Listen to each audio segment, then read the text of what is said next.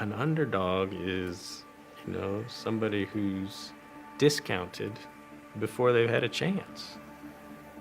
I love underdog stories. The story of the long shot, the one that nobody believed in, the one that came from the back and surprised everyone. That underdog story for us is the blackberry.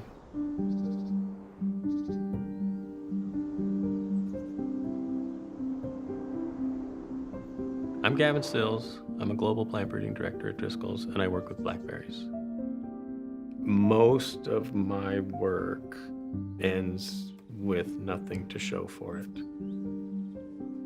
I'm proven wrong over and over and over, and there's an element of chance in the whole deal, and so sometimes you just get lucky.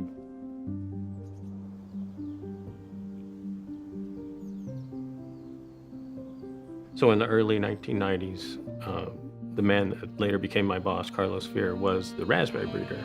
He wanted to start a blackberry breeding program. He saw the potential of the blackberries. It was a hard sell. Everyone thought we were crazy.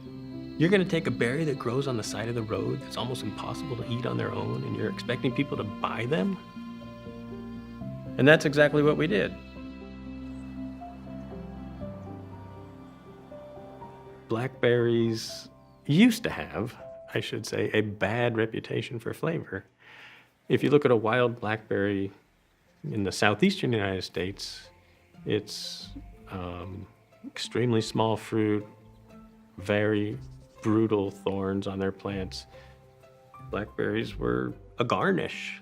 They were tart and sometimes bitter or astringent, and basically they were an ingredient and you needed to add a lot of sugar.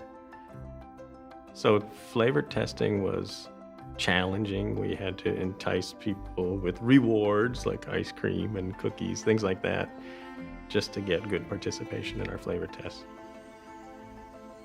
It's a holy grail for me, is developing a blackberry that we can ship around the country and people enjoy and is really aromatic.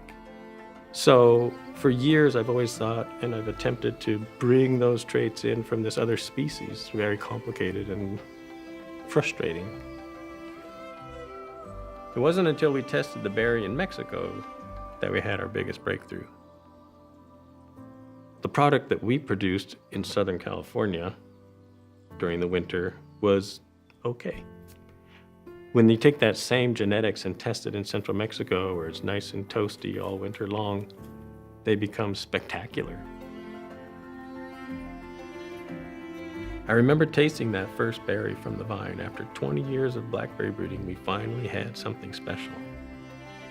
It's a flavor unlike any other berry. It's delicious, rich berry, the perfect balance of sweet and acid.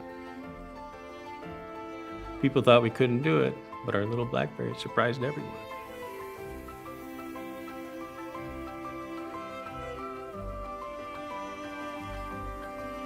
Now, when I see blackberries in the wild, it puts a smile on my face.